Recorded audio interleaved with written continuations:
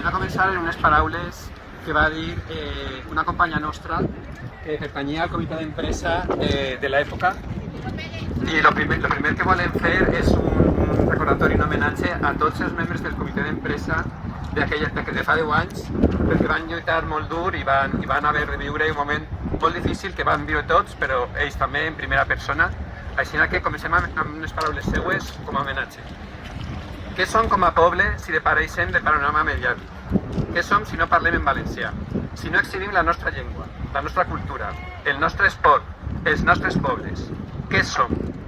Ho preguntava la vicepresidenta del comitè d'empresa, Salut Alcover, aquell govern de la Generalitat que fa 10 anys va ordenar el tancament innegociable de la radiotelevisió pública dels valencians i les valencianes.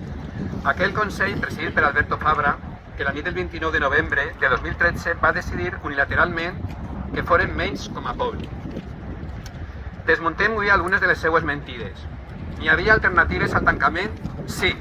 RTBB era viable, com exposaren sindicats i universitats. Però el president Fabra, seduït per les promeses de l'exdirector del Mundo, Pedro J. Ramírez, no va escoltar.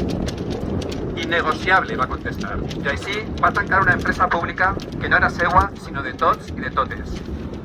L'atac a les regles bàsiques de la democràcia es va retransmetre en un programa de 12 hores que es va fer global per a escarni i vergonya d'aquell govern. La plantilla va defensar el dret a la informació fins a l'últim minut, tot i comprovar que la propaganda del govern de Fabra ja havia calat en la ciutadania, assenyalant els treballadors per a desviar la responsabilitat del seu govern. Doncs no van ser els treballadores ni els treballadors els que va causar el deute que va afonar RTBB. La Generalitat va estar més d'una dècada sense aportar diners a l'ENS, que va haver de finançar-se amb préstecs bancaris. Ahí està el pecat original d'un deute que decisions antiprofessionals van magnificar. Amb RTBB es pagaren drets esportius per damunt del valor de mercat i tota mena de favors polítics. Fora el silenci de l'amant del rei emèrit o programes ruïnosos d'audiència zero a productores de Madrid com el de Sánchez Dragó a canvi de columnes d'opinió favorables.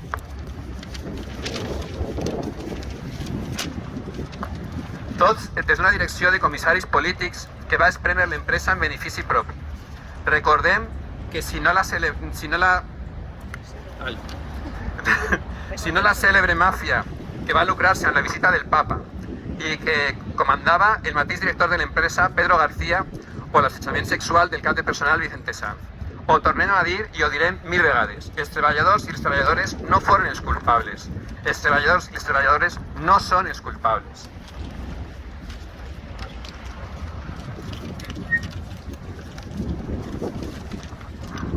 Recordem, el que va passar ara fa 10 anys va començar molt abans, en una calculada estratègia de privatització.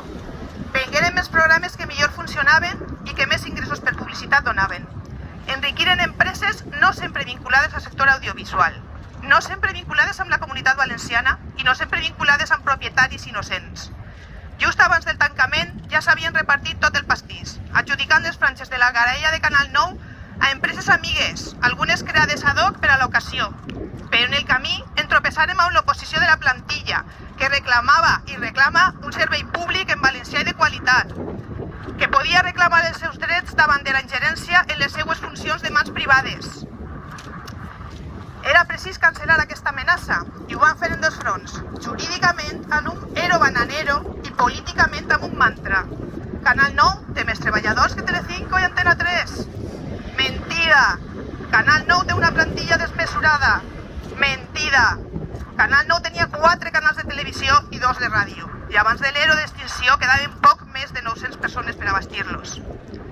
Encara avui ressona aquella propaganda dissenyada per a fer més dirigible la destrucció del sector audiovisual valencià que va portar a l'atur 5.000 famílies valencianes.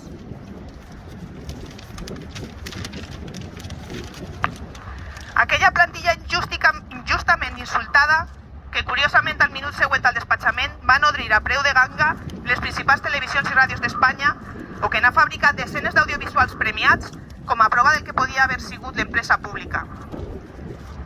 Durant 5 anys, fins 2018, hem sigut l'únic poble europeu sense mitjans de comunicació. Avui, una dècada després, els valencians tornem a tindre veu, però no tan alta com voldríem.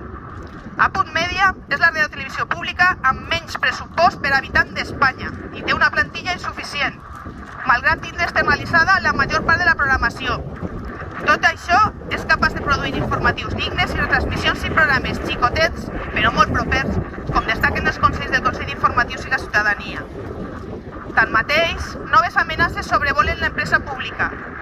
El nou Consell acaba de reformar la llei per la porta de darrere per accelerar el control polític i ha aplicat la primera retallada del pressupost, comprometent novament el futur del sector audiovisual valencià, just quan començava a renaixer després d'anys de travessia pel desert.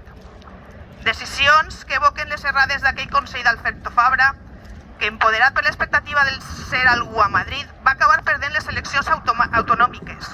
Segons les seues paraules en premsa, pot ser per la decisió del tancament d'esta empresa.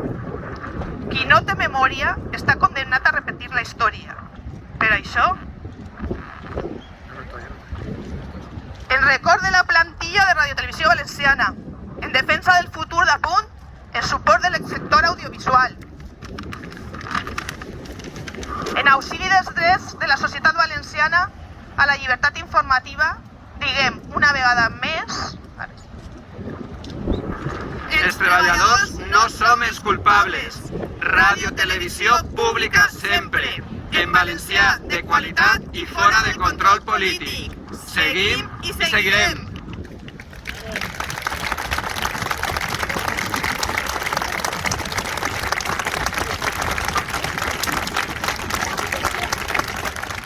Vale, compañeros, pues com som les 12:09, si vos sembla anem a fer un minut de silenci com els que fèiem fa 10 anys, a l'hora justa en què se n'han anat a negre a si mateix.